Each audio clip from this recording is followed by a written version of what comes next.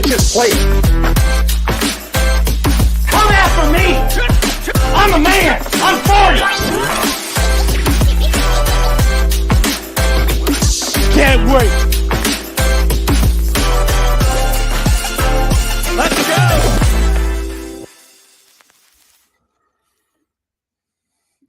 Good morning and welcome to Coffee and Sports. It's the morning show brought to you by Sports Empire Network. I am Chris and that is Mo. Mo, how are you this morning, sir?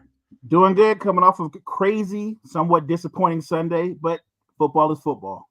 Football is football, Mo, and let's start there. Let's start by kind of breaking down. We got a lot to talk about today. We're going to talk about a lot of football. We got JG on here in a little bit. We're going to talk some MLB playoffs. But let's start with Sunday Night Football. Let's start with the Buffalo Bills and the New York Giants. And Mo, I'm going to tell you, I'm going to start off and I'm going to make it a little personal because I had a lot of Buffalo Bills fans, as a Dolphin fan, come at me on the social medias about how, the New York Giants put up 16 on you. It was touch and go for a little bit there, wasn't it? You pulled away at the end. Okay, Buffalo, let's talk now. You barely beat the Giants, and if it wasn't for the botched goal line before the halftime situation, you probably would have lost by one. And if they called the pass interference at the end of the game like they should have in the end zone again, you may have lost there as well. But none of that's important, Mo, because what is important is that every week in the NFL, if you're not playing your best football, you have a chance to lose. And that is what the NFL is showing us week in and week out. The New York Giants are not a good football team. Let's not pretend that they are. They played great last night. They played well above their talent level last night. And there's various reasons for it, right? A lot of it could have had to do with Dable returning to Buffalo. He grew up in Buffalo. It was a big game personally for coach. And Mo, that you have moments like this and the team rallies, right? It was also an opportunity for Tyrod Taylor, a new quarterback in there. And I'm not going to sit here and say that Tyrod showed out because he didn't. I'm not going to sit here and say that Tyrod should be your starter over Daniel Jones, even though I think he probably is a slightly better quarterback than Daniel Jones. But the offense did nothing spectacular with Tyrod Taylor as opposed to what is done with Daniel Jones. So I'm not going to sit here and make those statements. It's one of those situations, Mo, where on any given Sunday, and it's such a cliche that we use all the time, but it proves true. On any given Sunday, you are playing against you're playing against 53 other men. And on any given Sunday, they have the ability to beat anyone. And that's how the NFL works, and that's what we saw in Buffalo last night, Mo. But I will say this about the Buffalo Bills. Their defense clearly looks different than it did a couple of weeks ago in Miami. When they played Miami, and again, part of it could be the fact that, division game, first place was on the line. Miami's sitting here trying to make stake to the division. Buffalo's trying to say, nope, it still goes through us. Those things all have an impact. But if you look at the way they got after the Miami offense on defense, when their defense was probably the healthiest it's been this season, minus Von Miller, because he didn't play in that game. He came back the following week. But if you look at that game compared to what you saw last night, Mo, after they lose their top corner, after they lose their top linebacker, after a few more pieces on defense are dinged up, yes, they still got to the quarterback.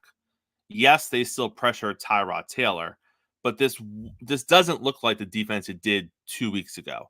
And we've talked about this before here on the morning show, Mo, and I think for Buffalo fans, that's the first thing you kind of have to look at as this season progresses. You still have a good defense. You just don't have the same defense you had a couple of weeks ago, and that's okay. But when you get into games with more capable offenses, like the Jacksonville Jaguars, you're going to have potential struggles. And the other thing, Mo, that I want you to touch on is the Buffalo offense needs to figure out what they're doing. Because you put up 40 on the Dolphins, and then you have the letdown in Jacksonville, which we called here on the morning show, and I get it. You're traveling over across the pond, big emotional game with Miami. There's going to be a natural letdown. Okay, well, now you're at home. You stayed home. You're welcoming the Giants to your house. The Giants are not a good football team, and you only scored 14 points. So let's start with the defensive side of the ball first, Mo. What did you see defensively last night from the Bills? So I think even with the losses, the defense is still a good defense, but and you can scheme, right? You can scheme when you're down a man, you can change your coverages up. So they're solid, but they're not a dominant defense. Like there were a couple times throughout the games I thought with the Giants, Saquon wasn't effective running outside the tackles, but he was very effective when they ran inside the tackles. So there are gaps. You can attack the Buffalo Bills defense, I think, between the tackles. And I just thought that yes, the defense wasn't bad, but they didn't look bad because they were playing against a very bad offense. It's almost impossible to look bad against that bad an offense. And even though I think Tyrod Taylor has proven he's more of a backup than a starter. He's capable. He's a capable backup, and he didn't play badly, but he wasn't the kind of guy that you were afraid. At least I was never afraid that they were going to beat Buffalo. Buffalo would have to beat themselves, even though I don't think Buffalo played their best football. If you're going to have a bad game and you're laying an egg or a dud, then the Giants are the team to do it against because you're probably still going to find a way to win. I have to say, Mo, when Buffalo scored the touchdown to go up 7-6, I thought the game was over there. I didn't think the Giants were going to do anything after that. The next drive, Saquon comes alive. Buffalo can't stop the run on that drive. He breaks off 2 or 3 decent chunk plays, and then they retake the lead. Buffalo goes back down, takes the lead again, and I said to myself, well, that's it, because, again, I don't think the Giants can drive the field on the Buffalo defense, but they did it again. And that's kind of where my concern is when it comes to this Buffalo defense, is that you're playing against a Giant team that doesn't have a lot of weapons on offense. They don't have a lot of juice on the offensive side. And when the game is 6-0, the Giants really aren't mounting anything. They're not going up and down the field on you. They're just kind of holding form, or you're holding form on the other side, not doing anything. And then you get the score, and your defense lets them go right back down the field. Sure, you keep them out of the end zone. That's great. And then you retake the lead, and again, you let them come right back down the field. And that's kind of where I was looking at, Mo, and I was like, okay, this is a good defense, but this clearly isn't a top 3 defense like we thought they were a couple of weeks ago. And Mo, No, not at all.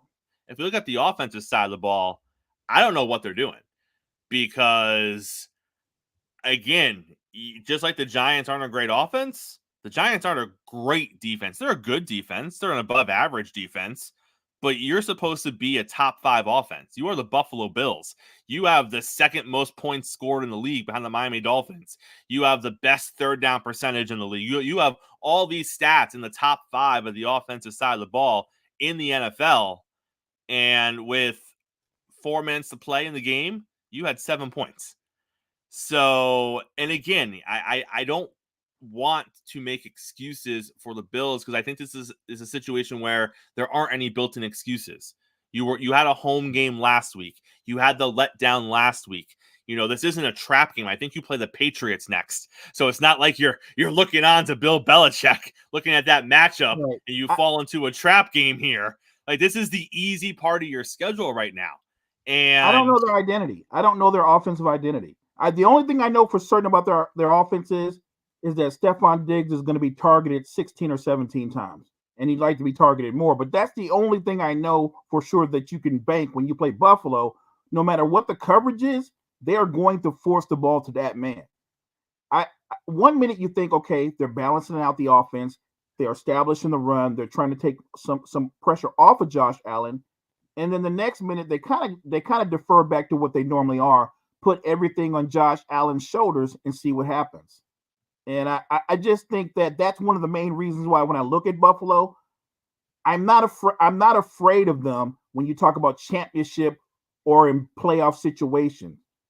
I think Josh Allen's through the roof talent-wise.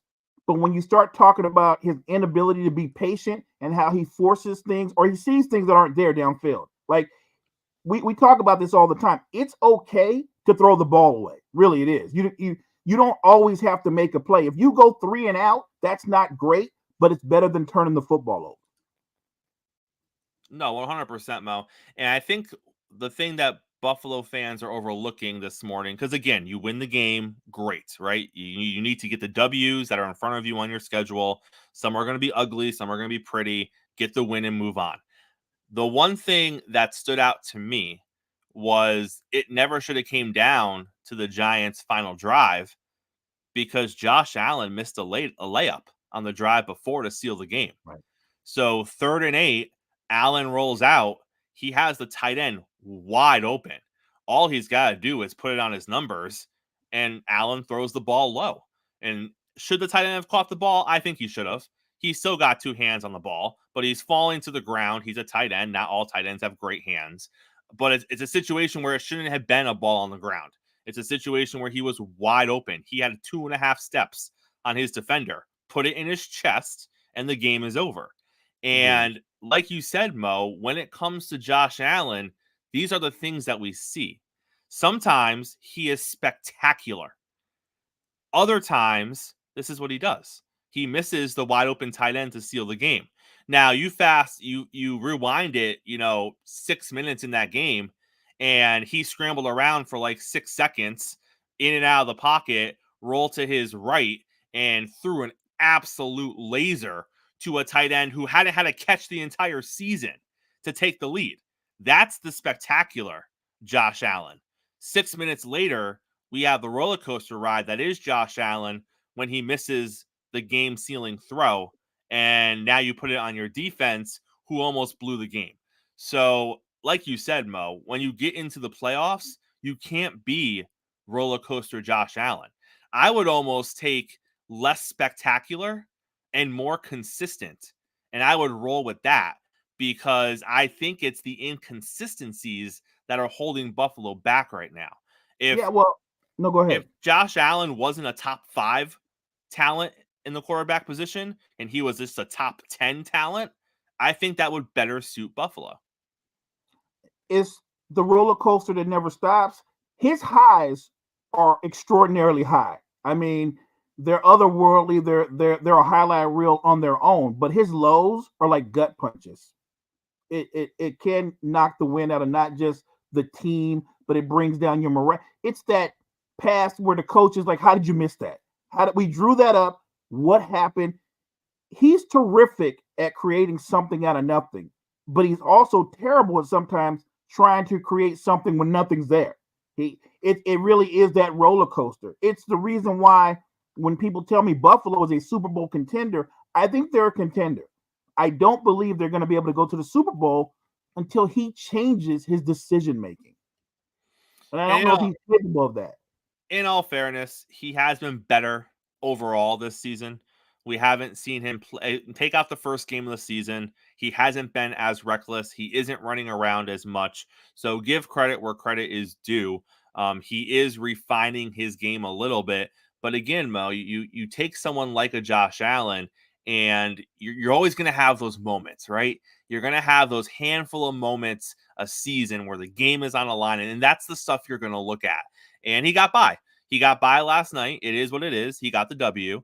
And the next time they play a big opponent, we'll see. We'll see what he looks like in that moment.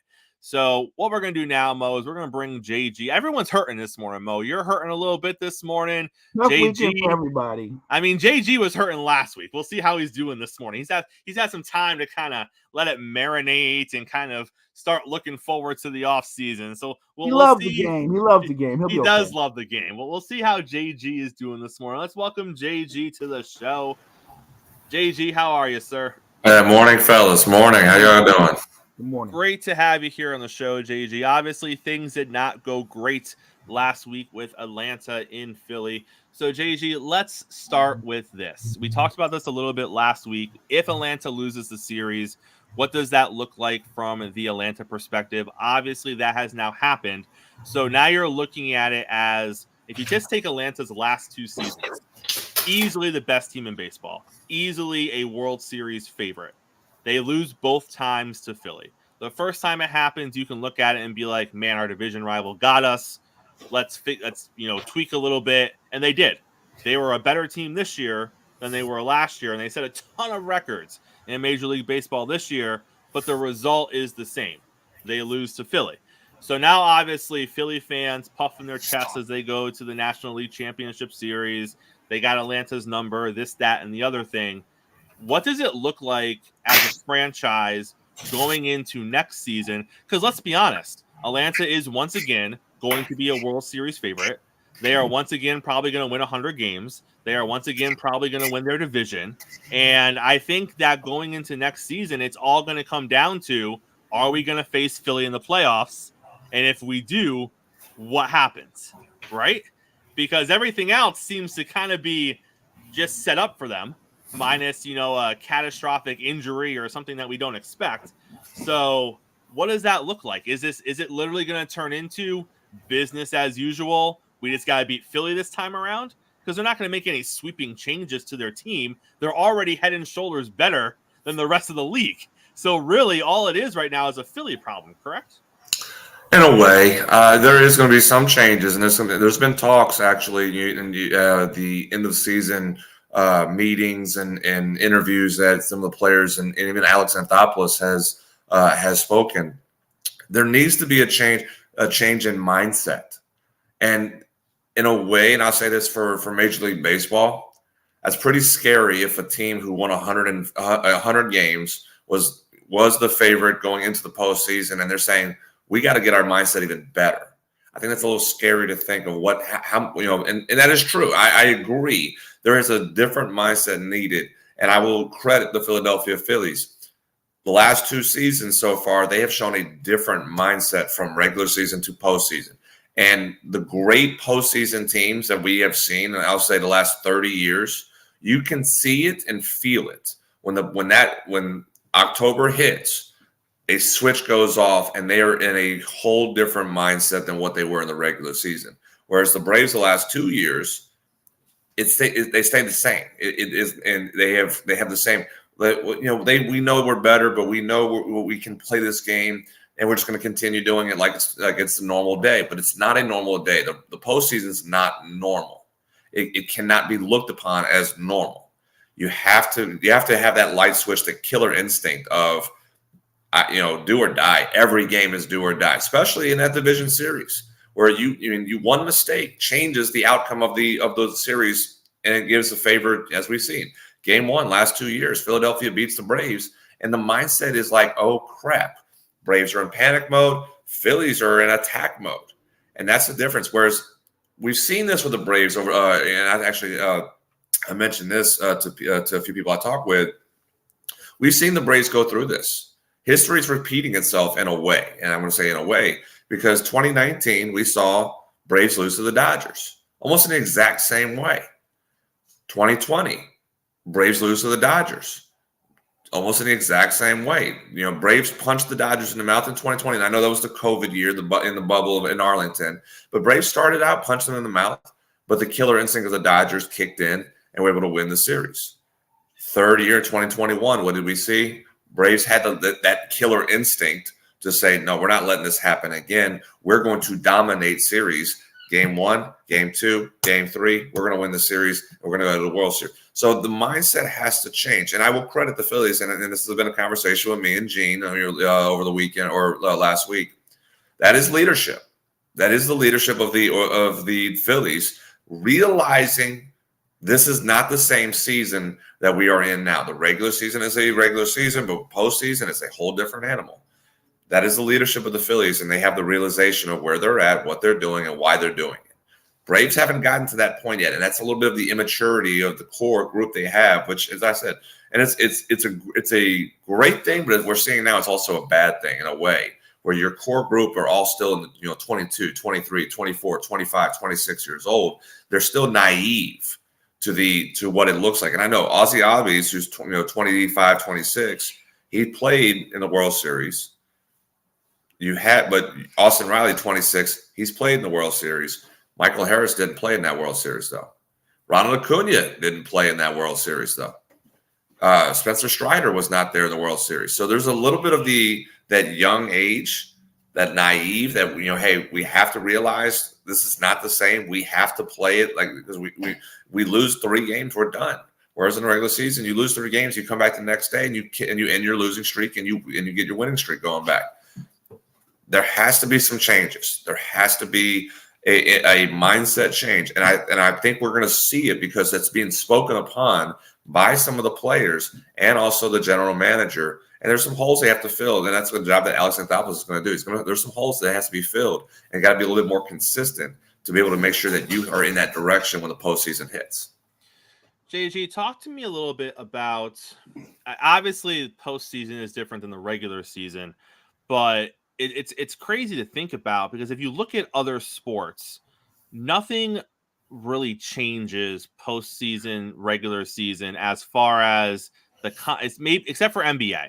If you look at football, it's still kind of business as usual. In the NBA, postseason comes, what do you need? You need someone who can make a shot. You need someone who can get a stop or get a turnover on defense. That becomes a lot more important in the postseason than in the regular season. In Major League Baseball, 162 games. Like you said, it's a long season. You can have a 3-game losing streak, and it means nothing. You can lose 3 and go win 11, right? And then no one cares that you lost those 3 games. Everything is condensed in the Major League Baseball postseason. So don't you almost kind of have to throw out the window the playbook per se of the regular season because you're looking at analytics and you're looking at all these different things over the course of the regular season? Well, then you get into the postseason and it's all different. You know, they're going pitcher to pitcher, you know, they're trying different things. They're going with matchups. You don't have that kind of room for error. And you need to do things that you didn't necessarily have to do in the regular season. You can get people on base in the regular season, or you can not get people on base and just rely on home runs. In the postseason, every base runner matters. Every pitch matters. So talk to me a little bit about not just the aggressive mind shift of the players, but from a managerial look or from an analytics look, what does that look like when you shift regular season to postseason? And that's why I've never been a big analytics guy. They are a tool. I've said this with you guys. I've said this with people. Analytics is a tool. It cannot be relied upon because if you rely upon analytics, only a couple teams in the last 20 years. Let's go. I know we'll just say 20 years because that's really when Moneyball started. That's when the analytical game became. Thank you, Billy Bean. But over the last 20 years, you can count on one hand teams that are so heavy on analytics that still win a World Series. And it's not very often. Analytics is supposed to be a tool that is used. But if you rely on analytics, and this is actually, and I'll quote Moneyball here because they made a point of emphasis at the end of that movie. I know it was a movie and whatnot, but it was a message sent about it. Analytics takes everything accountable to 162 games. But you don't play 162 games in the postseason. You really you have to count 3 to 5 games, 4 to 7 games. You know, in a series, you have to win 4 of 7 in the championship series, 4 of 7 in the World Series. You know, 3 of 5 in the division series. You know, 2 out of 3 in the wild card now. You cannot base off of statistics in the analytical game of 162 season into what the postseason does. It doesn't work that way. So teams who don't rely on it as much, or I won't say as much, but they don't live or die by the analytics, they're successful in the postseason because they understand, yes, the averages are there, but I have to trust my feeling of what I know about the game of baseball. I have to be able to know that these guys are still able to play this game. And if a matchup is in their favor, great. If a matchup's not in their favor, but I trust that player to still do the job, let him do the job. If he gets beat, he gets beat. I'd rather get beat player to player versus player to numbers. That's just my opinion on it. I'm the young old school guy when it comes to this thought process. But you have to let them play. And I think we have seen at times too many where these managers dive into the numbers, they dive into the analytics so heavy that you make a decision, you sit there back, man, what should I have done? I.e., I'll give you the example of Kevin Cash pulling Blake Snell in the World Series in 2020 after he was rolling. But the analytics says pitchers do not succeed when they face the lineup the third time. But my goodness, if that's your ace of your staff and he is rolling, let him pitch. I'd rather my number one, and that's probably possibly why Blake Snell is now in San Diego, and he didn't stay in. The relationship right there was shattered because of it. But if he's your ace, let him pitch, let him go. And if you can get 7 innings, shrink the game that way, great. But the thought process of the analytics is if we get our starting pitcher 5 innings, we shrink the game by letting our bullpen work. But it doesn't always work that way. Same thing with with hitters. Lefty righty matchups are. They are there.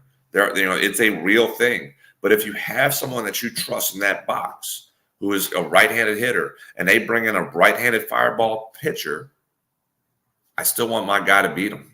So the analytical side, and I think that's why I'm hoping what I'm seeing. I'm seeing a trend over the last, this season, last season a little bit with the new rules. I'm kind of starting to see a trend. I hope to see the trend continue, that we're moving a little bit away from analytics in Major League Baseball, because you cannot win a World Series relying on analytics. Like I said, analytics are based off 162 games, not 2 out of 3, not 3 out of 5, and not 4 out of 7 when it comes to the postseason. Focus on the team, focus on the game, focus on your players more than the numbers, and you'll see teams succeed. And right now, look at the Texas Rangers being an example. Old school manager Bruce Bochy steps in this year. He's not relying on the analytics as much as some of these other managers do. He says, I got guys, let's go play ball. And they are rolling right now. And last question before you get out of here, JG. A lot of talk after the Braves lost about the playoff format. So obviously we saw 3 teams that had great records that were all potential favorites to get to the championship series lose early in the playoffs, but all 3 of those teams had a layover of about a week or so apiece. And then we saw a couple of teams last season also lose games who had the long layover. Where do you sit on this idea of allowing a team or rewarding a team who has had a great season and isn't having to play an extra wild card round games to have that layoff? Because Major League Baseball commissioner has said, listen, it's been a season and a half. I'm not going to sit here and talk about changing the playoff structure. We haven't even gone through 2 postseasons yet. Let's everyone take a deep breath. And then the other side of that is, well, the Houston Astros had no issue with it. So why don't you all just get on and do what the Houston Astros did? So there's already the strong opposing side of it's only been a couple of seasons. Didn't stop the Astros. They figured it out. Everyone else should just figure it out too. But it's everything is worth a conversation. And when you're looking at this postseason, and there are 3 teams who had a week layover, and none of them played like they played in the regular season, I think it's worth having a discussion.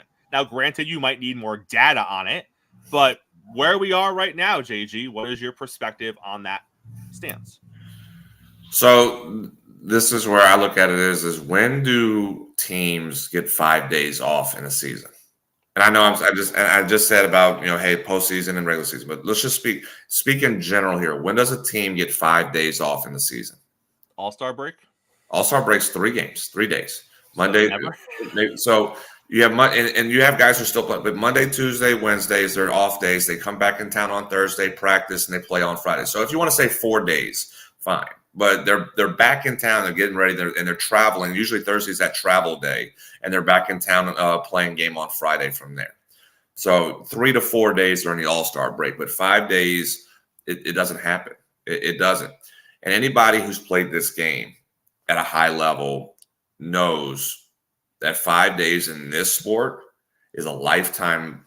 Essentially, it's a lifetime break because it's a rhythm game.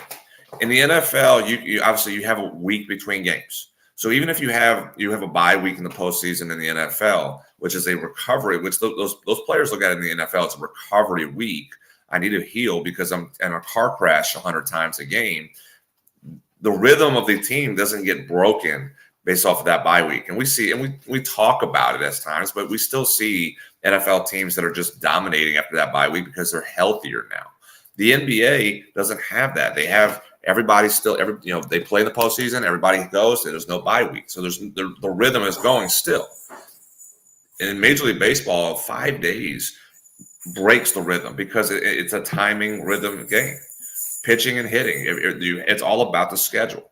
So Excuses, sure. If people want to talk about this as an excuse because the Houston Astros had a favorable matchup. And I know the Twins played really well. And I'm going to credit the Minnesota Twins. They played well against the Astros. But that was a favorable matchup for the Astros. All right. You had equal teams. And Phillies were better, but you had equal teams on paper of Braves and Phillies. You had an equal team because Diamondbacks played the Dodgers pretty hard, this year. Essentially, with the injuries and everything that has gone wrong for the Dodgers, they were equal teams. Diamondbacks and Dodgers were. So, I mean, people will say, well, the Astros still won there. Yeah, the Astros won, but it was a favorable series for them. There is a problem. The schedule is a problem because, again, nobody has 5 days off during a season. If you incorporate 5 days off in a season, everybody kind of gets used to it again. Okay, I can then say, not a problem. They're used to it by now, but they're not used to this. This is what I would suggest because I know we're heading for expansion in the Major League Baseball here pretty soon. We're probably going to get a team in Nashville. I'd like if we need to, and we're trying to find a team out in the West to make sure we balance it out. Salt Lake City might be an option, maybe if you want to have one team in the West and one team in the eastern side of the country, Nashville and Utah. But anyway, we're heading for an expansion. We're going to get 32 teams here at some point. So why not? Because, again, revenue is always about the owner's minds. I know shrinking the regular season is not a good thing for owners. They don't want to do that. What if we shrink the season? So if we have 32 teams, we shrink the season to 152 games, take 10 days away from essentially 10 days away from the regular season, and you add another playoff team or another two playoffs. So you have another two playoff teams, and you have 8 now, which is essentially what the NBA has with 30 teams. You have 8 teams, and you have no bye week anymore. 1 plays 8, 2 plays 7, 3 plays 6, 4 plays 5. You have a wild card round, best of 5 series, the division series, best of 5, championship series, best of 7, World Series, best of 7. And it kind of goes from there. And there's still a rhythm that everybody has still a rhythm playing from the regular season into the postseason. You give them 2 days off. When the season ends after 152, 2 days off, the second day is a travel day, and you play that third game, and everything clicks again. So that's something that I would consider if I was a commissioner, and I look at it and say, we're going to expand. Once we expand to 32 teams, add an 8th team to each side, to the American League and National League for a playoff season, which, yes, we lose 10 days in the regular season, but we just added a few more games of postseason play. With an additional 2 teams, that's going to be increasing the revenue. You're adding opportunities of parity to the league a little bit more, and you're able to get more revenue in the postseason from there. So, and then, like I said, the players get the rhythm going still with the regular season into the postseason without that bye week that takes place. And it's it's equal. Everybody plays, and you don't have to worry about timing issue at that point. So that would be my adjustment to potential issues of scheduling a postseason. Love to hear it, JG. Again, love having you on the morning show. Love getting your baseball insight. Before we get you out of here, what are your thoughts on Monday Night Football tonight? What's the game? It's Dallas and Chargers tonight. Can the Cowboys defense find consistency right now? I think that's something we haven't really seen. They've been dominant as can be, and then all of a sudden they lay eggs. So I think the question for Monday Night Football for the Dallas Cowboys is, can you find consistency and at least show that you're a top defense that your offense needs? Your offense, you have to. I think we're kind of seeing for Cowboys that the offense is running through the defense. When the defense is getting sacks and they're getting turnovers, the offense is able to put points up. But if the defense is kind of showing some holes, that offense is doing too much. They're trying to do too much, which Dak can't do. Dak's not that quarterback that can just take the game over. If the defense can slow down the Chargers and be able to at least put pressure on Herbert, you can see the Cowboys be able to get some consistency and let their offense work to what they need to do. But if Herbert and that offense and Eckler being back, if they carving up that defense, you're going to see Cowboys have to struggle because they're going to force things, that's when they get in bad habits right there. We see the bad habits of Dak more so. So I think all eyes have to be on the Dallas defense. Can they pressure Herbert? Can they be consistent in doing their job and being able to handle this Chargers offense, which at times has been high-powered? I know there's some injuries here and there still with Eckler coming back, but They are a strong offense. If the Cowboys defense can show consistency and put pressure on Herbert, then we can have a good game. Or we could have a pretty sloppy game that the Chargers take control of and be able to knock Cowboys down another peg, and Cowboy Nation is now in an uproar even more than what they've been. Very true.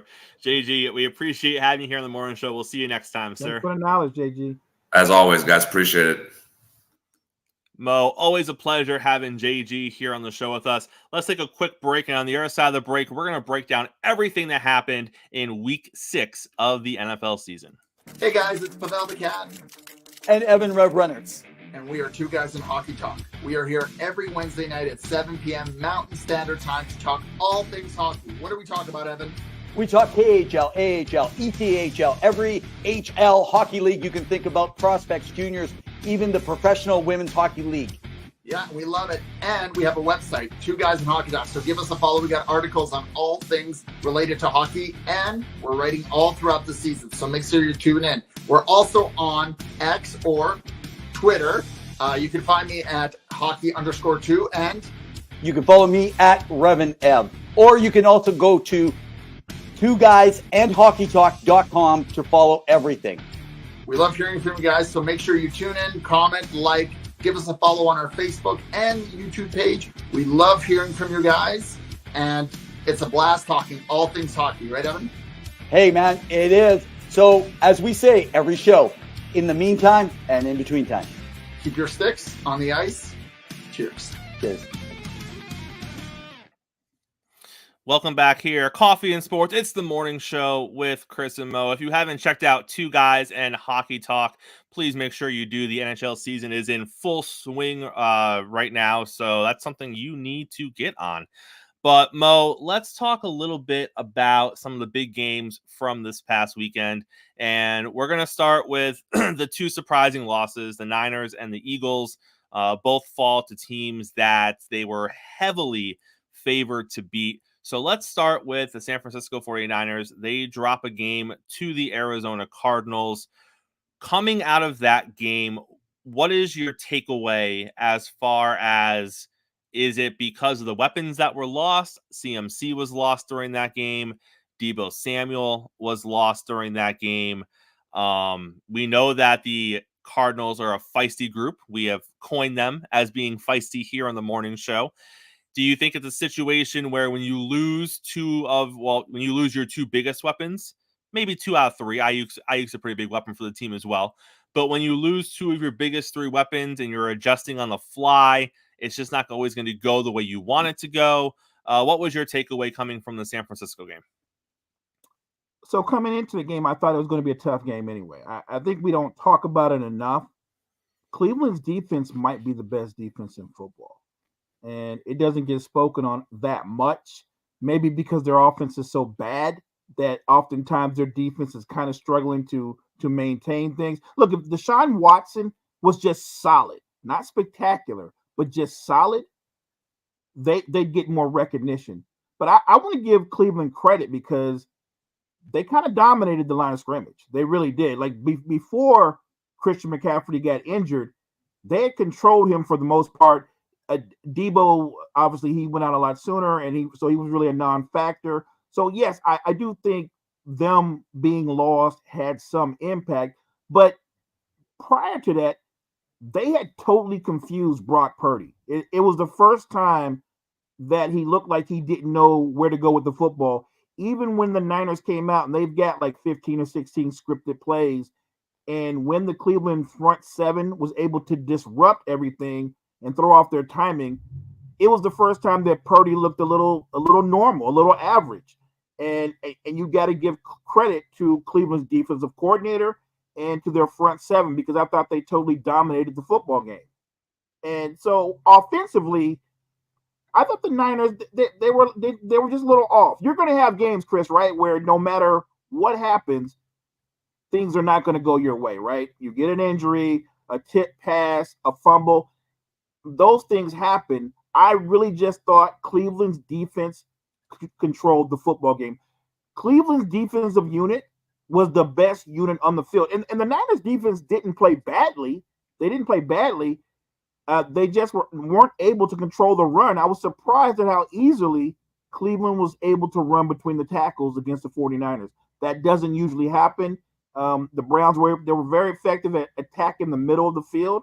And when you lose to Cleveland's, not just their backup, I believe it was their third string quarterback, that's kind of problematic. That's kind of problematic. It's a loss. I took it this way. I know at the end of the game, right? Cleveland goes up late. And the question becomes, can Purdy, without all his weapons, can he lead you down the field? This is that moment, because there will be times in the playoffs. Can he win you a football game? And while he didn't play his best game, to his credit, he got them in field goal range.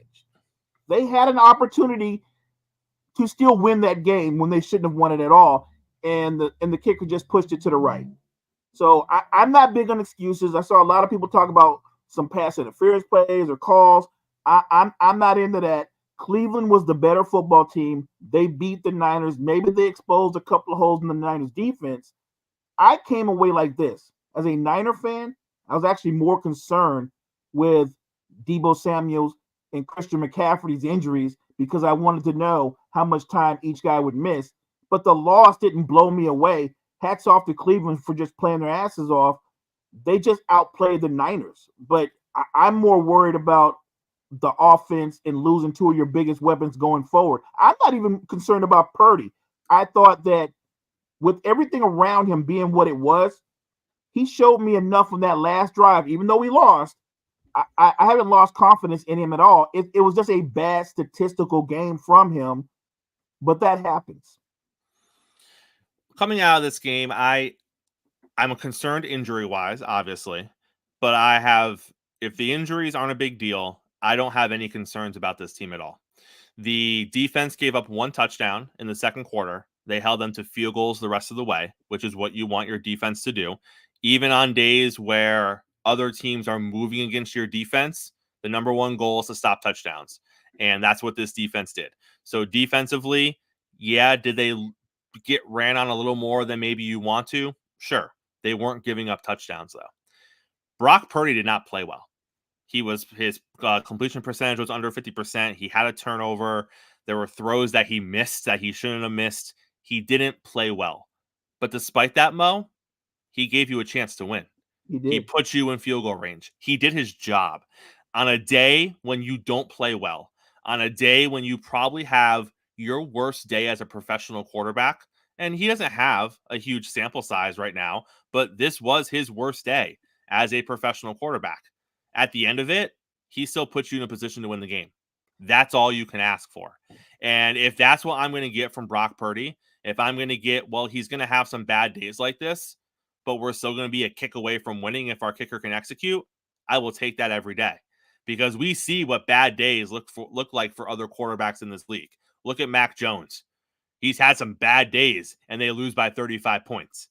So when your bad day is we lose by 2 or 1 or whatever it was, but we are still a field goal away from winning, our kicker just pushed it to the right, I'm okay with that.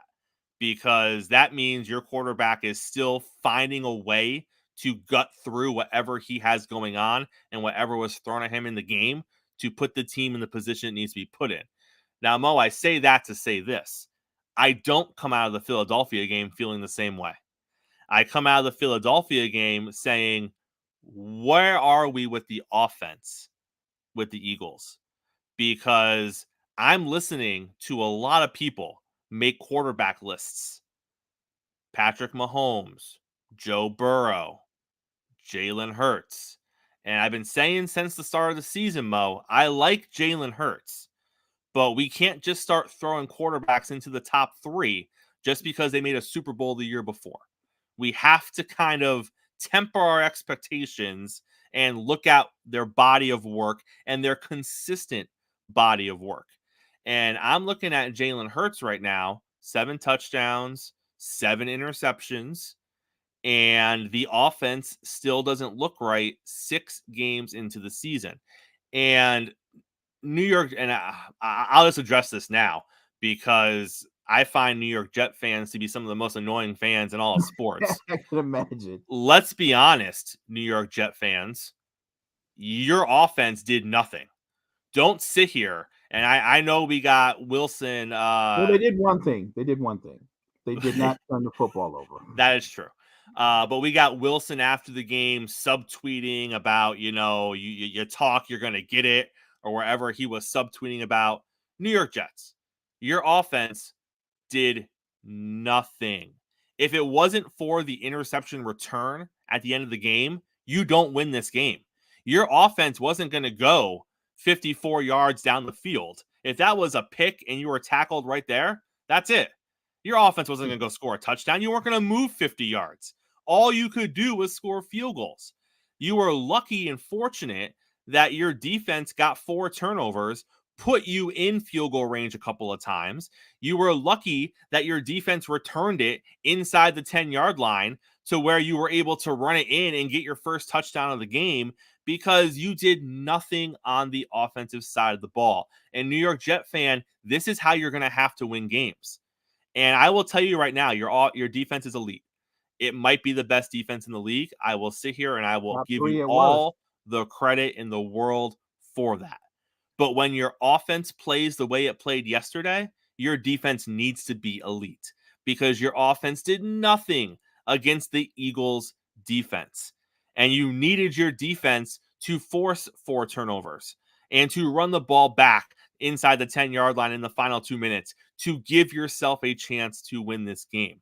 So if you are a New York Jets fan, be happy that you are 3-3. Be happy that you are an elite defense. Be happy that Aaron Rodgers is throwing a football 34 days removed from his Achilles surgery. And let me help you understand, throwing a football and playing NFL quarterback are 2 completely different things. So don't even get me started on that conversation, Mo, because my man is out there playing soft toss. Does that mean he's about to put the pads on and get back into an NFL game anytime soon?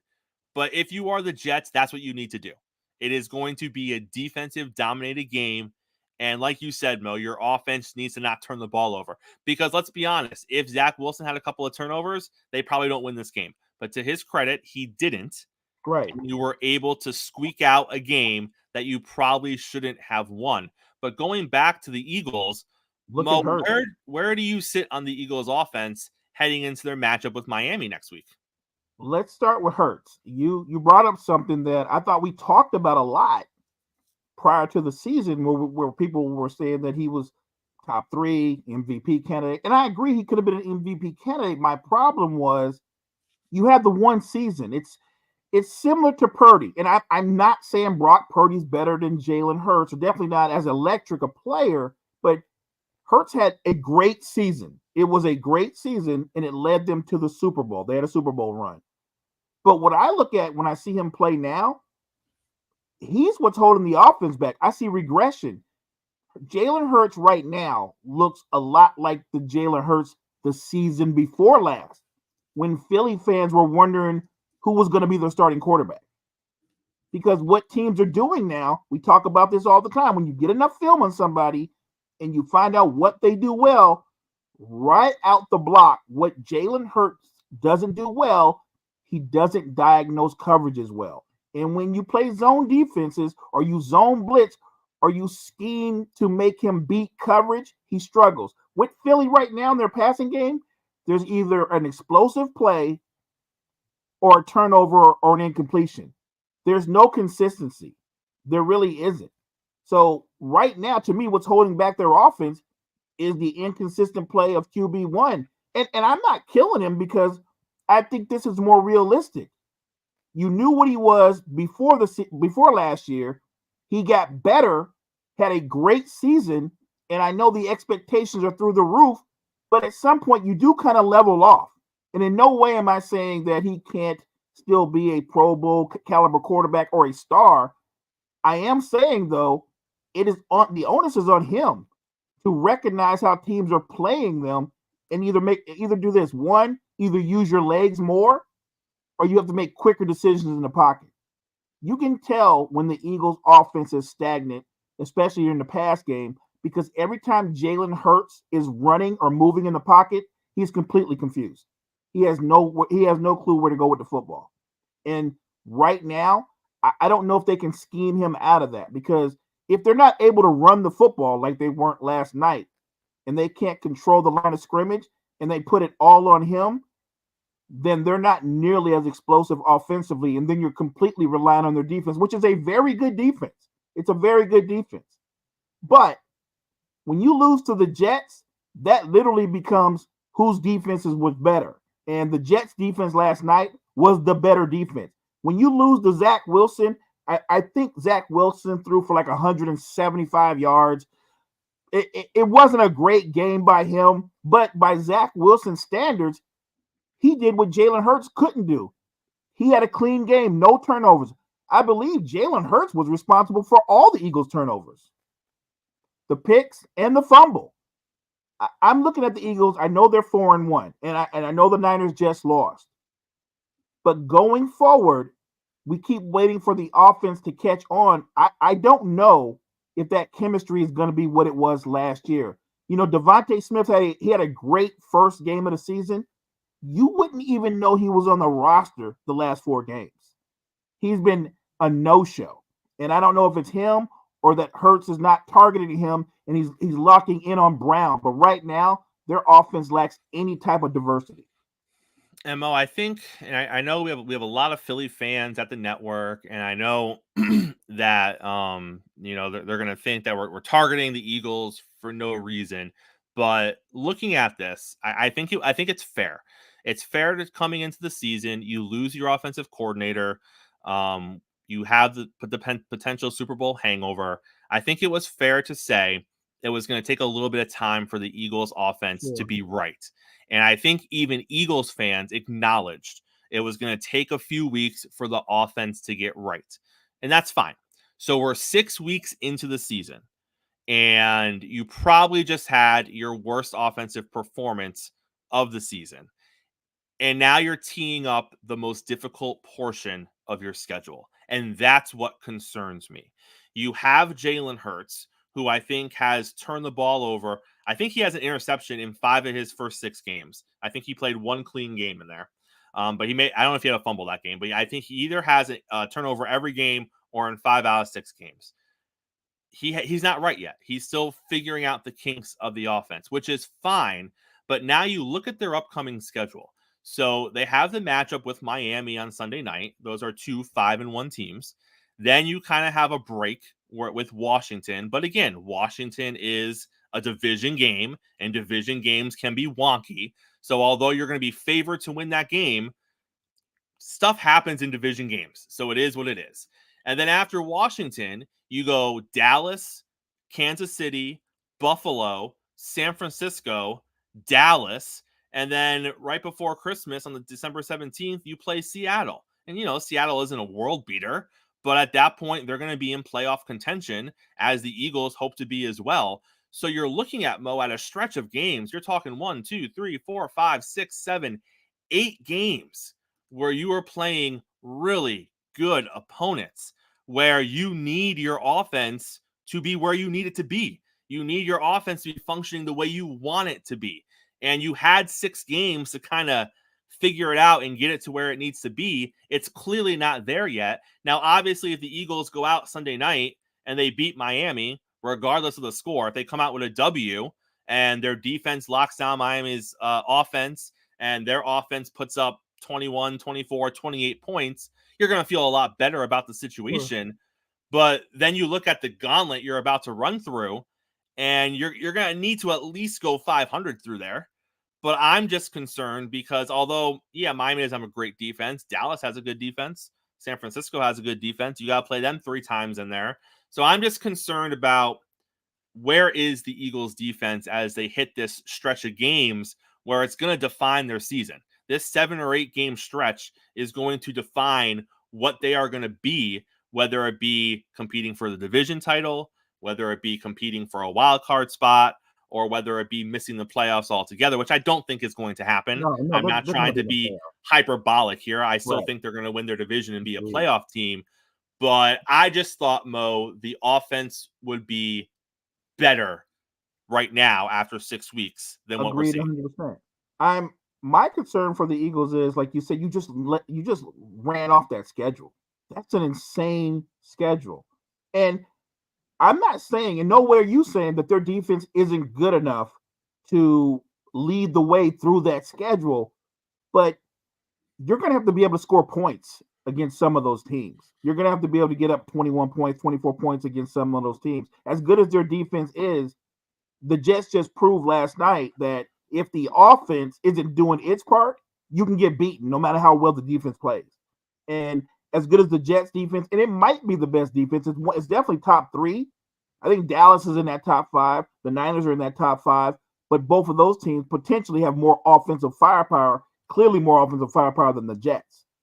So if I'm the Eagles, I'm not concerned about my defense at all.